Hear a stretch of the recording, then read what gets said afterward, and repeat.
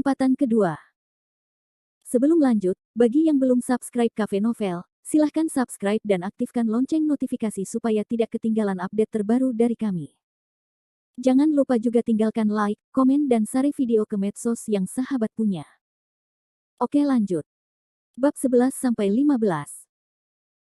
Sania Dingelly dan Zara Xavier bergegas ke tempat acara dan menemukan bahwa merek tersebut masih mempersiapkan dekorasi di tempat tersebut secara metodis. Mereka tidak marah seperti yang dikatakan Juana Janssen. Sebaliknya, ketika staf melihat Sania Dingelly telah tiba, mereka tanpa sadar menghentikan apa yang mereka lakukan dan melihat ke arah Sania Dingelly, yang tidak jauh dari situ. Beberapa seruan terdengar dari kerumunan. Ini pertama kalinya saya melihat Sania Dingelly. Dia sangat kurus dan cantik. Benar, seorang selebriti wanita memang berasal dari dunia yang berbeda dari kita. Lihat dia terlihat seperti putri kecil.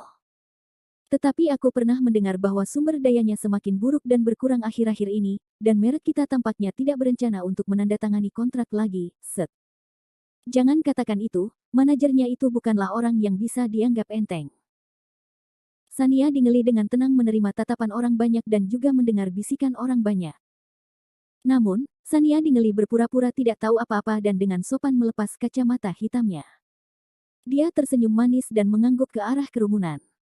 Dia bahkan mengangkat tangannya dan melambaikannya dengan lembut. Hal ini menyebabkan keributan kecil lagi di antara kerumunan. Sikap Sania Dingelly tidak diragukan lagi meninggalkan kesan yang baik bagi semua orang. Setelah sekian lama berkecimpung di industri ini, jarang sekali kita bisa menyaksikan aksi selebriti seperti ini. Banyak orang tidak memperlakukan staf sebagai manusia.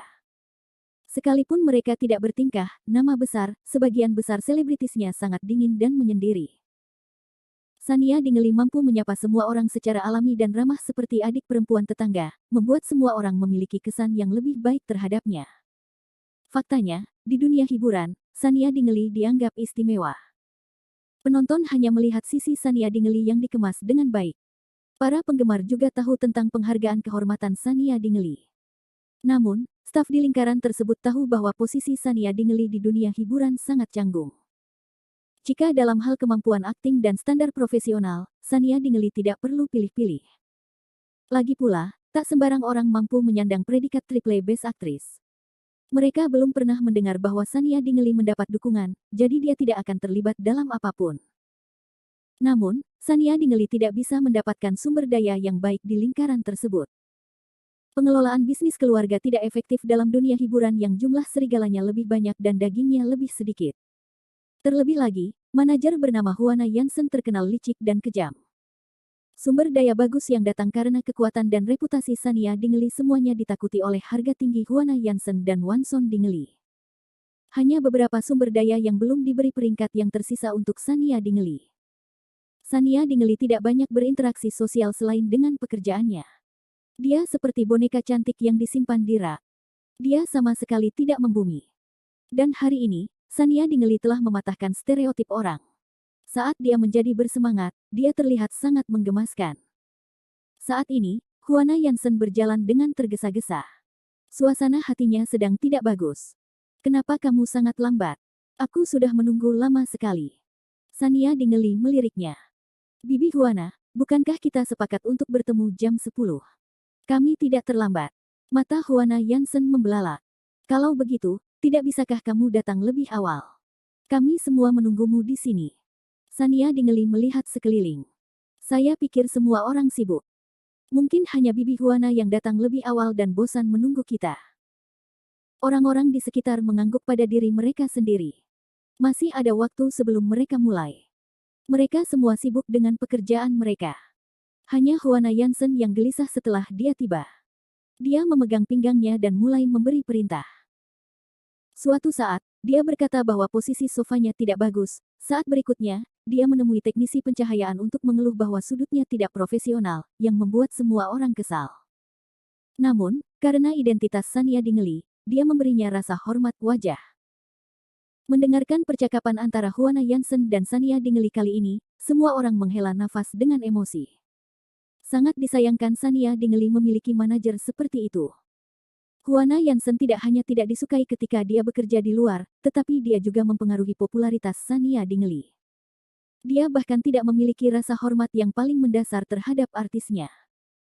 Jelas sekali bahwa dia datang lebih awal dan menyebabkan masalah di tempat tersebut, namun dia malah menyalahkan Sania Dingley. Juana Yansen tidak menyangka Sania Dingley berbeda hari ini. Untuk sesaat, dia kehilangan kata-kata. Dia menatap Sania Dingley dan tidak berani berkobar di depan semua orang. Sania Dingley mengabaikannya sepenuhnya. Dia dengan sopan membungkuk kepada orang-orang di sekitarnya dan berkata perlahan, "Saya telah merepotkan semua orang hari ini. Saya akan mentraktir semua orang untuk minum teh sore sebentar lagi. Mohon terima permintaan maafku."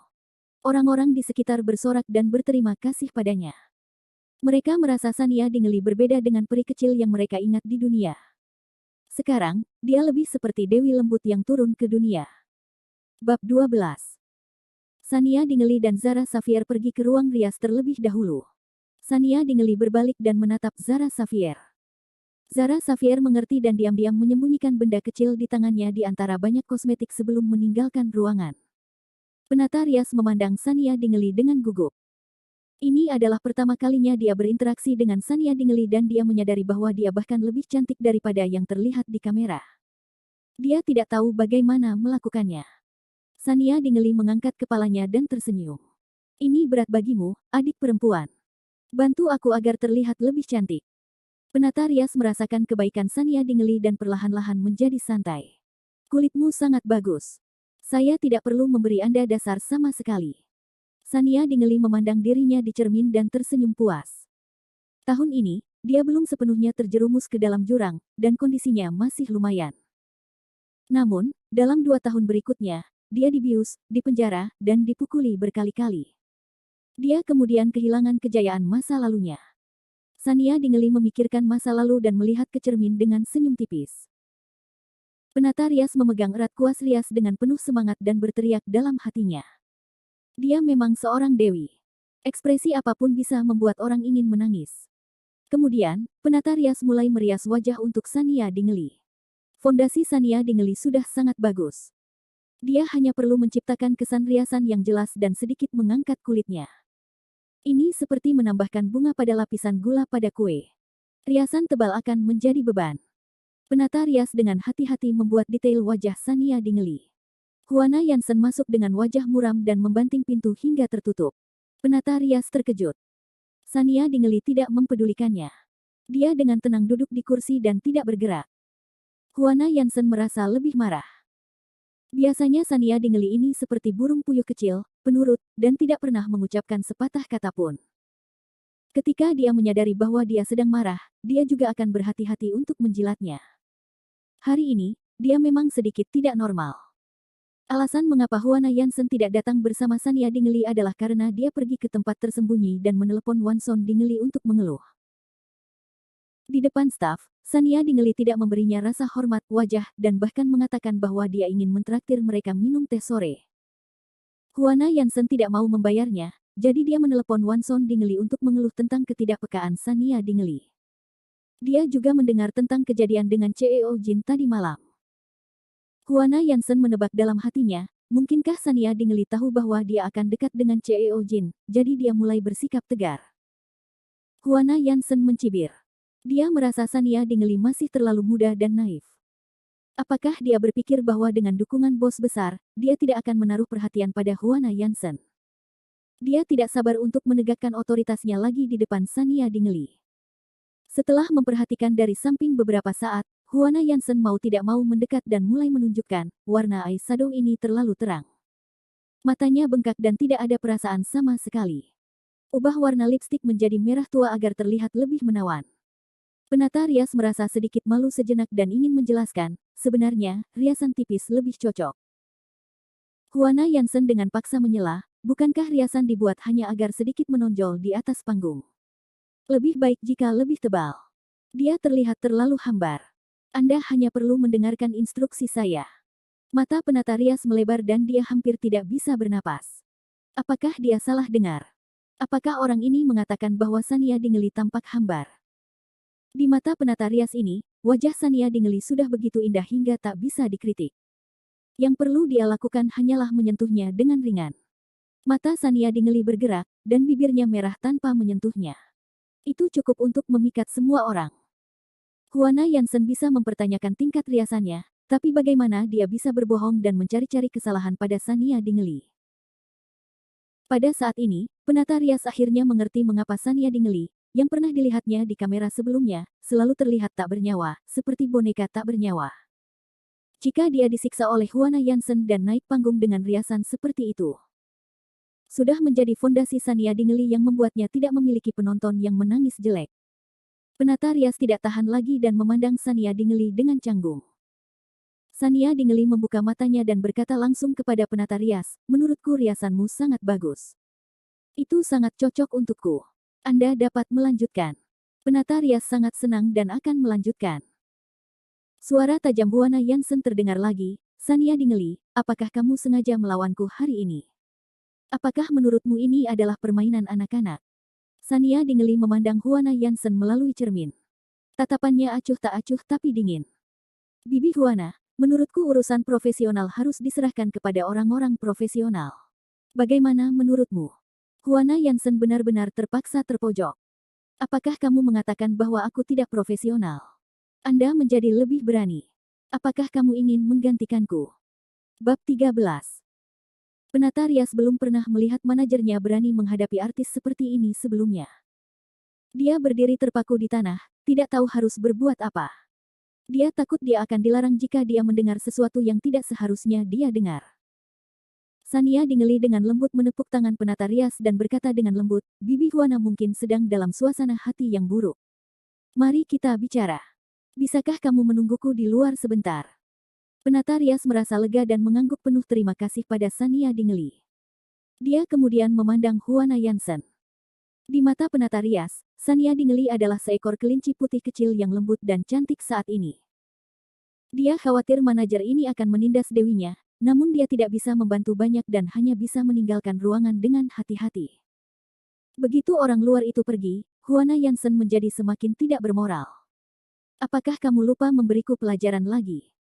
Jika kamu tidak mendengarkan, kamu tidak perlu makan selama 2 malam berikutnya." Sania Dingeli mengerutkan kening. "Bibi Huana, apakah kamu masih menganggapku anak berusia 3 tahun? Kamu menggunakan ini untuk menakutiku."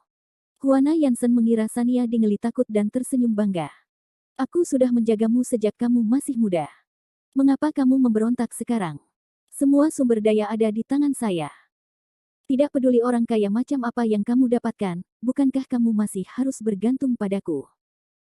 Sania Dingeli menoleh dan bertanya dengan tenang, "Tetapi, mengapa sumber daya dan karir saya semakin buruk?"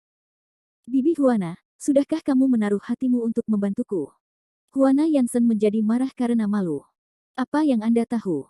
Apakah menurut Anda pekerjaan itu mudah diterima? Bukankah kamu sampai ke tempatmu hari ini semua karena aku? Tanpa aku, seluruh keluargamu akan berada dalam badai." Sania Dingeli perlahan membimbingnya, "Tapi biasanya, ayah dan ibu juga sangat khawatir. Itu semua berkat mereka." Huana Yansen mendengus dengan nada menghina. "Ayahmu cukup mampu. Ibumu itu bodoh. Apa hubungannya dengan dia? Dengarkan saja ayahmu dan aku mulai sekarang. Jangan terlalu banyak bicara di depan ibumu. Kami sudah bersama selama bertahun-tahun. Jangan melebih-lebihkan diri sendiri." Sania Dingeli tidak tahan lagi, dia berkata dengan semangat, "Jangan berani-berani membicarakan ibuku seperti itu. Anda tahu bagaimana Anda telah bersamanya selama bertahun-tahun. Apakah kamu ingin aku mendengarkanmu, atau kamu ingin aku menggantikannya dengan kamu sebagai ibu tiriku? Apakah kamu perlu aku bercerita lebih banyak tentang apa yang terjadi antara kamu dan ayah? Anda telah mencuri banyak uang selama bertahun-tahun. Bisakah kamu melepaskan keluarga kami?" Huana Yansen tidak menyangka Sania Dingeli akan mengatakan ini dengan lantang. Dia selalu berpikir bahwa Sania Dingeli bodoh, jadi dia tidak pernah waspada terhadapnya. Dia berpikir meskipun dia mengetahuinya, dia tidak akan berani mengatakannya dengan lantang. Ini membuatnya marah, dia menamparkan wajah Sania Dingeli. "Apa yang kamu katakan? Aku tidak ingin kamu berbicara omong kosong lagi." Sania Dingeli dengan keras kepala menahan air matanya. "Apakah aku mengatakan hal yang tidak masuk akal atau kamu merasa bersalah?" Huana Yansen melihat bahwa dia tidak bisa menakuti Sania Dingeli, jadi dia hanya bisa membujuknya. "Biar ku beritahu, ayahmu dan ibumu tidak lagi memiliki perasaan satu sama lain. Ibumu bodoh dan tidak masuk akal. Dia gemuk seperti babi. Dia hanya tahu cara menghambur-hamburkan dan membelanjakan uang setiap hari. Ayahmu tidak bodoh. Dia secara alami akan memilihku. Tutup mulutmu. Di masa depan, dengarkan ayahmu dan aku. Kami masih bisa menghasilkan uang dan membelanjakannya dengan damai. Jauh di lubuk hati, Huana Yansen masih tidak percaya bahwa Sania Dingley punya nyali untuk membeberkannya kepada Chuni Wangler. Dia melanjutkan, pikirkan baik-baik. Apakah ibumu biasanya menyukaimu? Bahkan jika kamu memberitahunya, dia tidak akan mempercayainya. Hati ayahmu bersamaku sekarang. Dia juga akan membantuku. Sania Dingley menangis tanpa suara. Sepertinya dia takut dengan kata-kata Huana Yansen. Huana Yansen mendorong Sania Dingley, dan dia terjatuh di kursi. Huana Yansen berkata dengan keras, jadilah cerdas. Pikirkan tentang siapa yang bertanggung jawab. Hati-hati jangan sampai diusir bersama ibumu yang bodoh. Setelah mengatakan itu, Huana Yansen tidak lagi mempermasalahkan Sania Dingley. Dia bergegas keluar dari pintu. Sania Dingley menunduk dan duduk di kursi dengan bingung. Dia tampak sangat kesepian dan putus asa.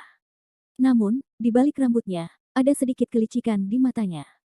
Huana Yansen benar-benar tidak tahan diperiksa. Dia telah memulai percakapan dan menceritakan semua yang perlu dia ketahui. Penata rias membuka pintu dan masuk. Ketika dia melihat Sania Dingley, dia terkejut. Kamu, wajahmu.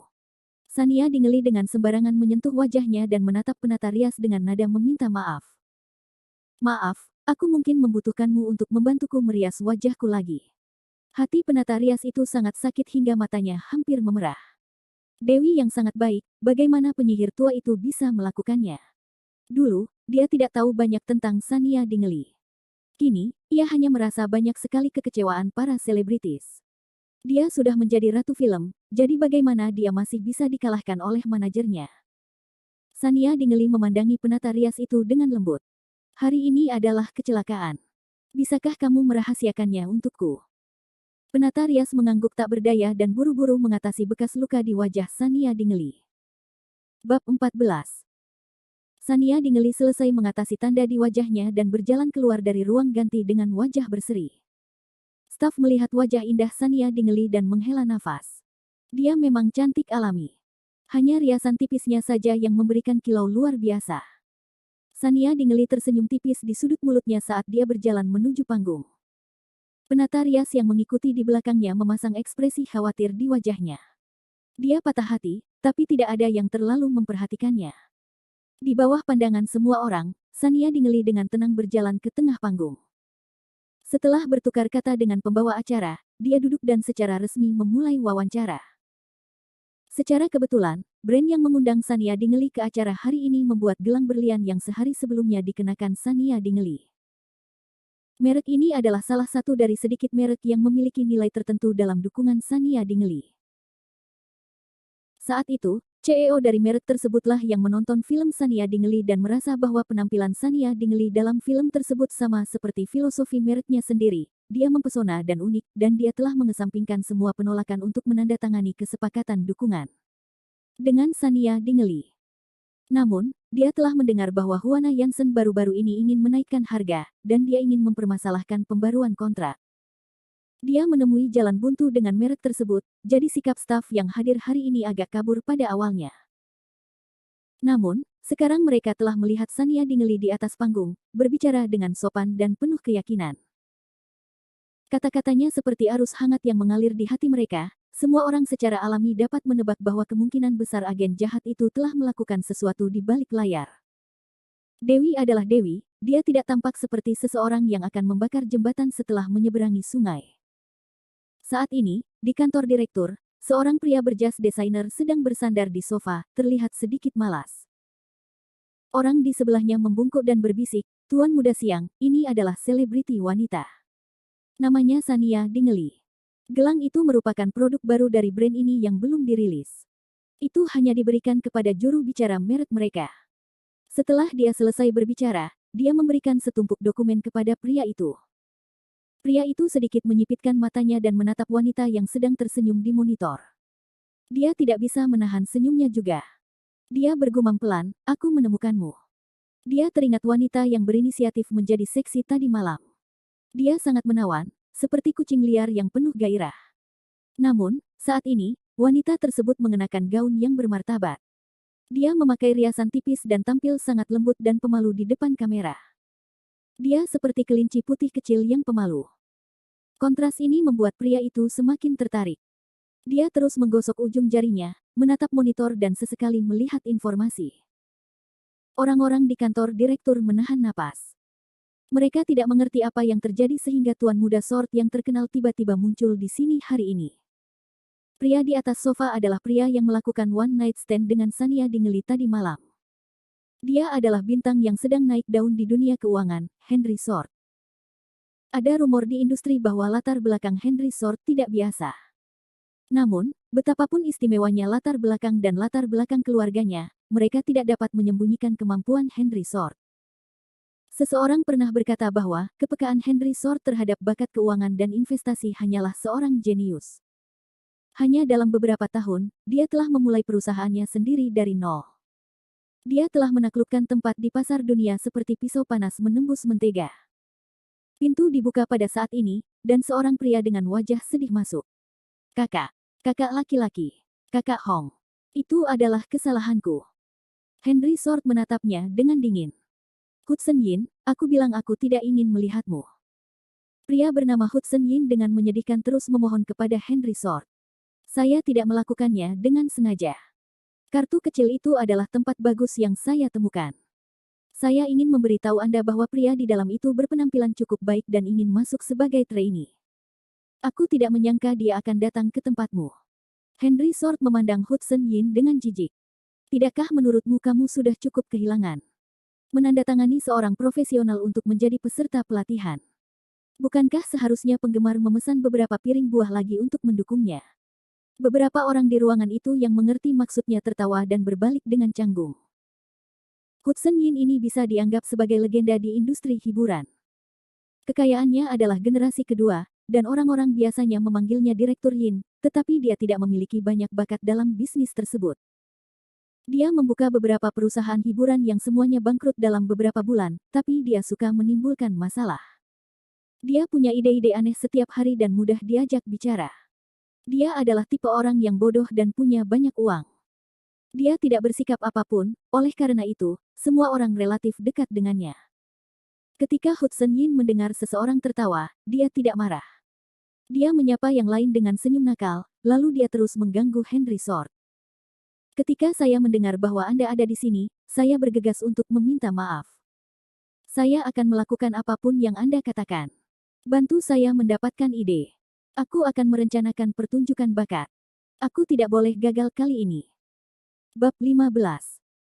Henry Sword tidak mau memperhatikannya. Dia melihat lagi ke arah Sania Dingley di monitor. Melihat wawancara akan segera berakhir, dia bangkit dan bersiap untuk pergi. Sebelum Henry Sword pergi, dia berkata dengan penuh arti, jika kamu ingin melakukan pertunjukan bakat suatu hari nanti, kamu harus menemukan beberapa selebriti yang cakap dan populer untuk mempertahankannya. Setelah mengatakan itu, Henry Sword merapikan sudut bajunya dan meninggalkan kantor direktur dengan sikap yang mengesankan. Begitu Henry Sword pergi, suasana di kantor direktur segera mereda. Tidak mengherankan jika orang-orang di kantor direktur mempermasalahkan hal yang tidak penting. Itu karena Henry Sword adalah iblis terkenal di dunia bisnis. Proyek yang dia sukai tidak pernah gagal, dan perusahaan di bawahnya selalu menganut gaya berdarah besi Henry Sword. Semua orang dengan bercanda menjulukinya, saat Sword menjalankan misi, sehelai rumput pun tidak tumbuh. Bahkan kandang ayam pun harus menetaskan telur emas. Saat semua orang menghela nafas lega di pintu keluar Henry Sword, hanya Hudson Yin yang masih memutar otak di tempat. Apa sebenarnya yang dimaksud Henry Sword dengan kalimat itu? Orang lain mungkin tidak tahu, tapi sebagai saudara baik Henry Sword, Hudson Yin tahu betul bahwa temannya ini sudah sangat rendah hati. Dalam dunia industri, hanya beredar kabar bahwa latar belakang Henry Sword memang tidak biasa, namun siapa sangka, perusahaan yang didirikan Henry Sword, yaitu Xiang Group, tidak bisa dilepaskan dari konglomerat ternama kelas dunia, yaitu Grup Xiang. Henry Sword adalah satu-satunya pewaris kelompok Xiang. Henry Sword mengandalkan kemampuannya membunuh di mana-mana, ia bahkan tidak repot-repot mengganti namanya, karena tidak akan ada yang curiga bahwa seseorang yang merupakan pewaris konglomerat akan habis untuk memulai bisnisnya sendiri. Itu sebabnya Hudson Yin semakin mempercayai Henry Sword. Bagi seorang idiot investasi seperti dia, setiap kata dari seorang jenius bisnis seperti Henry Sword bagaikan sedotan yang menyelamatkan nyawa. Hudson Yin masih berpikir, siapa bintang yang katanya punya kekuatan dan popularitas? Apa yang dia maksud dengan mengatakan ini tanpa alasan? Saat dia sedang berpikir, pernyataan penutup pembawa acara dan Sania Dingeli datang dari monitor. Sania Dingeli berdiri dan tersenyum manis. Terima kasih semuanya. Saya juga berharap setiap orang bisa menjadi seperti berlian, memiliki kekuatan terkuatnya sendiri, dan juga mampu memancarkan cahaya yang paling mengharukan. Hudson Yin melihat ke layar dan merasakan notifikasi di kepalanya menyala. Dia tidak bisa menahan diri untuk tidak berseru, itu benar. Mengapa Henry Sword, gunung es berusia 10.000 tahun itu, datang menemui selebriti wanita hari ini? Setelah Henry Sword meninggalkan kantor direktur, dia langsung menuju lift. Dia hanya meluangkan waktu untuk mencari kucing liar kecil. Masih ada pertemuan yang harus diadakan. Ketika dia menemukannya, Henry Sword tidak terburu-buru mengungkapkan identitasnya, lagi pula, dia telah meninggalkan pesan untuknya sebelum dia pergi. Saat dia mengetahuinya, ekspresinya akan sangat menarik dan imut, bukan? Saat Henry Sword memikirkannya, dia secara tidak sengaja mengungkapkan senyuman. Asisten di sampingnya terkejut. Sejak tadi malam, Tuan Muda Sword menjadi sedikit aneh. Dia tidak hanya mulai memperhatikan selebriti wanita, dia bahkan tersenyum tanpa alasan. Kita harus tahu bahwa Tuan Muda Sword biasanya hanya tertarik pada investasi keuangan. Dia seperti seorang pedagang berdarah dingin yang mempermainkan dana dunia di tangannya. Dia belum pernah melihatnya tertarik pada wanita, apalagi tersenyum. Baca bab terbaru di Wuxia World. Situs saja. Jika Tuan Muda Sword tersenyum selama negosiasi, pihak lain dari meja perundingan mungkin akan sangat takut sehingga mereka akan membeli tiket dan melarikan diri. Saat Henry Sword dan anak buahnya melangkah ke dalam lift, Sania Dingeli sedang berjalan turun dari panggung. Dia secara tidak sengaja mendongak dan melihat seorang pria jangkung dengan kepala sedikit menunduk.